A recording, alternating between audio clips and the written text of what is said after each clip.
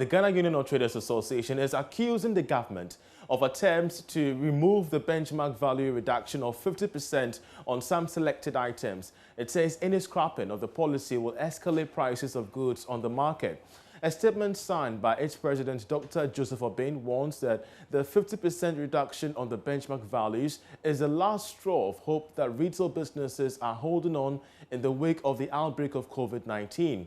He fears the unbearable hardship any attempts to scrap the benchmark value will cause. He therefore urges governments to investigate the abuse in the system of warehousing, goods in transit, the tax exemption policy, and find innovative ways to monitor and control these areas, which will undeniably stop or minimize drastically the excessive leakages in the system.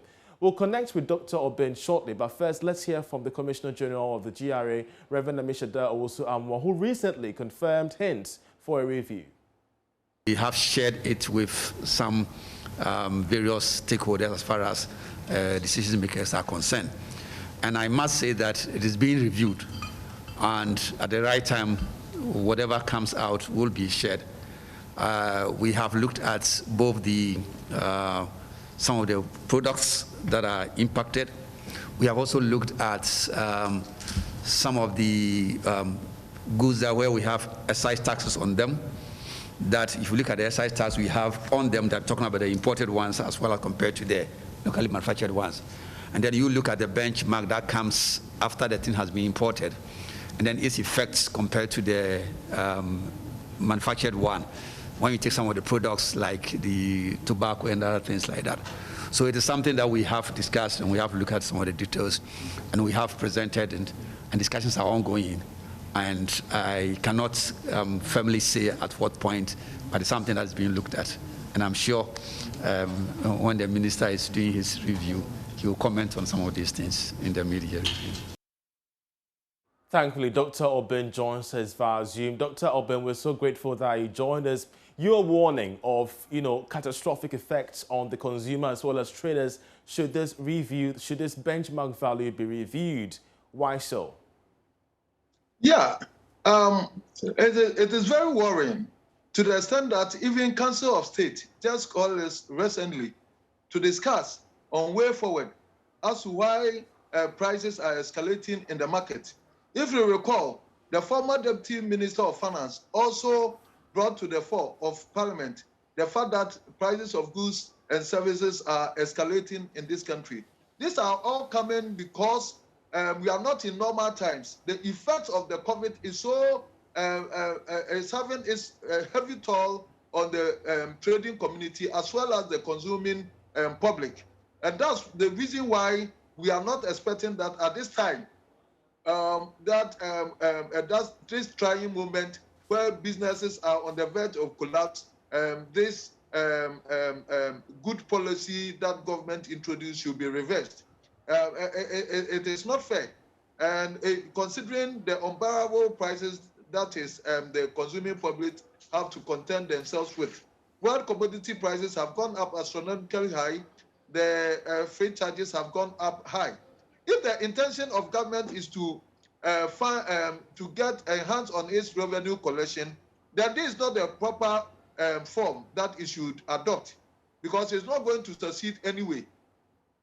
With the introduction of the benchmark policy, government have exceeded all its revenue targets since its inception, and that if there's something that we have to do to even bring in a lot more money to the government, then of course the loopholes in the system, the leakages that is in the system, in the forms of warehousing, the tax exemption policy, the goods in transit. These are where the bulk of our resources are being siphoned away. And we think government should think through again, not to unnecessarily surcharge the consuming public and unnecessarily frustrate the importing community. We are talking about essential commodities like rice, edible oil, frozen chicken, biscuits, and all that. These things. These are not luxury things. If you are talking about cigarettes and alcohol drinks, then of course these are the things that goes against health, and we can support that. but not essential commodities that the people dwells. In the era and a time that we are fighting COVID, when we are fighting COVID, it means that we have to eat and get our strength to fight it. We shouldn't be surcharged and penalized so that the consuming public will be challenged to have this thing. So it doesn't go well, especially at this time. Where we are fighting the COVID, it doesn't match up. It doesn't match up. So if it is for the purposes of revenue, then it's a wrong target than a government, because this one only go to induce smuggling. Let me tell you, before the introduction of this beautiful policy, benchmark policy, the total import of rice in Cote d'Ivoire was 1.5 million metric tons. But with the introduction of the benchmark value in Ghana, this reduced to 1 million metric tons, meaning that over 500,000 metric tons were being smuggled through the Western Corridor. And these things happen elsewhere and everywhere. And so government should think through and see that if the main purpose is for us to get revenue, then the target. But if it's through the lobbying of AGI, then too we will say that we are not self-sufficient in production of rice. If you look at the salad time, yes. rice, local rice got short.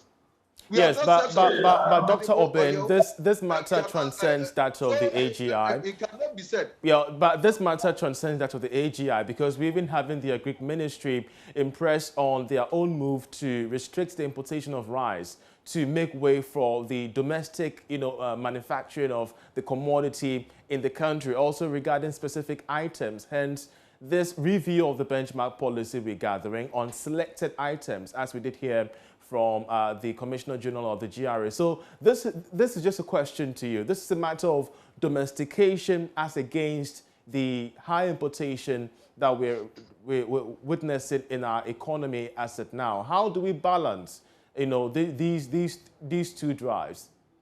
That's why we are not even succeeding, because we are talking even about smuggling, and the smuggling was even curtailed in this. So we have to look at it in a manner that it will not even affect the consuming public whilst we are waiting for us to be self-sufficient.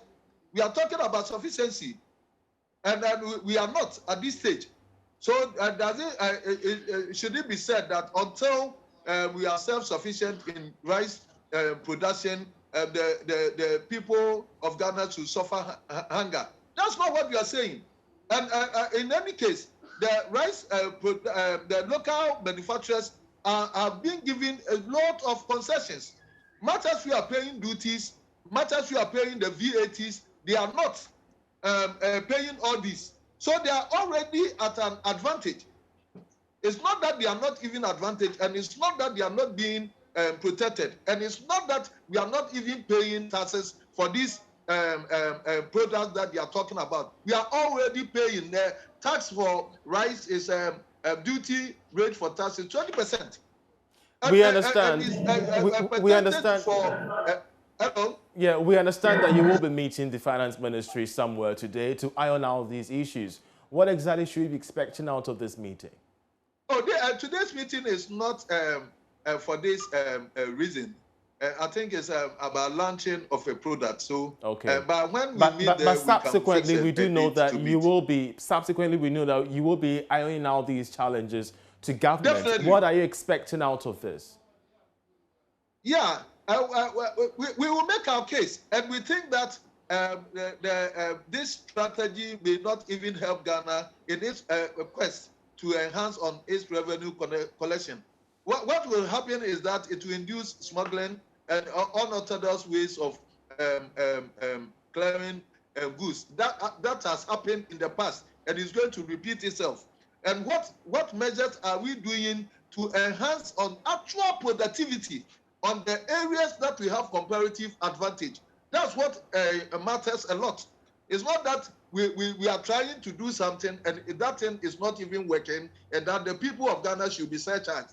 That's not innovation at all. So I believe that we have to revamp the rice production, mechanize it, do everything, put all the necessary resources until we attain self-sufficiency. Until then, the people of Ghana shouldn't suffer. That is not fair. Dr. Albin, we're so grateful that you joined us. We shall keep an eye on this as we engage other authorities on this matter. The Finance Ministry is hoping to also give a response to this. We shall keep an eye to give you updates.